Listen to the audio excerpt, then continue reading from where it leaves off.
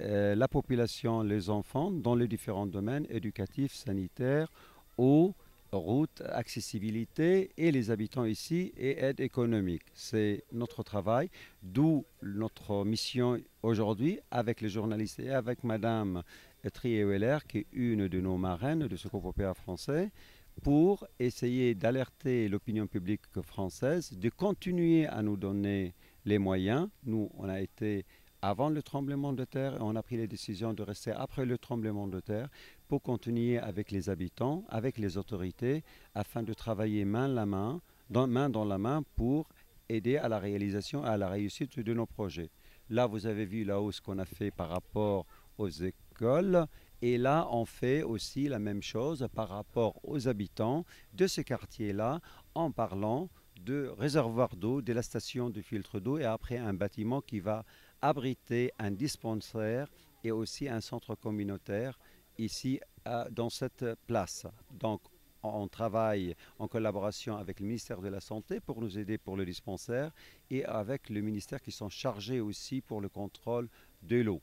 Et donc, pour essayer de réussir afin d'aider cette population. L'objectif était de venir voir ce que le Secours populaire a réalisé ici en Haïti. D'abord l'école, hein, la réalisation de 9 classes qui permet à plus de 400, 1500 enfants de venir à l'école. C'est énorme hein, quand on sait que dans votre pays, 500 000 enfants encore ne sont pas scolarisés. Et surtout, cet accès à l'eau, là, symboliquement, on a posé la première pierre. On ne l'a pas fait réellement, mais la plaque est posée. Mai 2014, on se donne rendez-vous dans un an et il y aura de l'eau. Il y en a déjà là-haut pour les enfants, il y en aura en bas, chez eux, dans leur famille. Que la population, que les 15 000 habitants d'ici aient l'eau chez eux, puisque les enfants ont l'eau potable à l'école.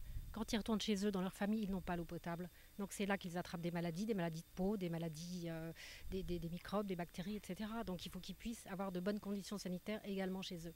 Le message, c'est que le Secours populaire français est très actif à l'étranger, notamment en Haïti. Il est là depuis 1962. Il était là dès le tremblement de terre, parmi les premiers, et il n'est pas parti par les premiers. Il est toujours là. Il continuera quoi qu'il arrive.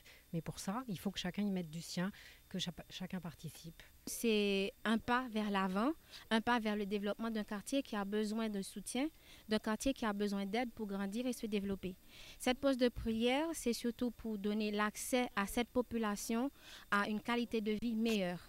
On va faire en sorte que cette population puisse avoir de l'eau potable, puisse avoir accès à des soins sanitaires, puisse avoir accès à des microcrédits qui peuvent permettre aux familles monoparentales, donc aux mères qui sont chargées de plusieurs enfants, d'avoir les moyens de se procurer des denrées et de les revendre à des prix qui leur permettraient de faire des bénéfices et de faire grandir leur famille. Donc pour moi, c'est un immense plaisir d'avoir les membres du Secours populaire avec nous, d'avoir la population avec nous pour qu'on puisse faire cette pause de pierre pour développer le quartier de Rivière-Froide.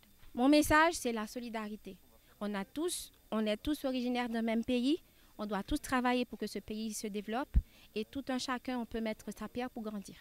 La population, les enfants, dans les différents domaines éducatifs, sanitaires, eau, routes, accessibilité et les habitants ici et aide économique. C'est notre travail, d'où notre mission aujourd'hui avec les journalistes et avec Madame Trier-Weller, qui est une de nos marraines de Secours populaire français, pour essayer d'alerter l'opinion publique française, de continuer à nous donner les moyens. Nous, on a été avant le tremblement de terre et on a pris les décisions de rester après le tremblement de terre pour continuer avec les habitants, avec les autorités, afin de travailler main dans la main pour aider à la réalisation et à la réussite de nos projets. Là, vous avez vu la hausse qu'on a fait par rapport aux écoles.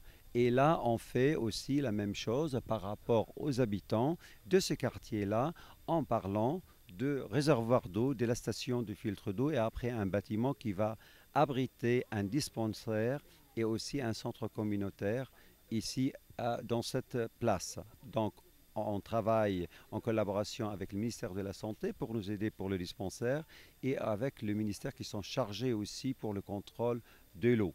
Et donc, pour essayer de réussir afin d'aider cette population.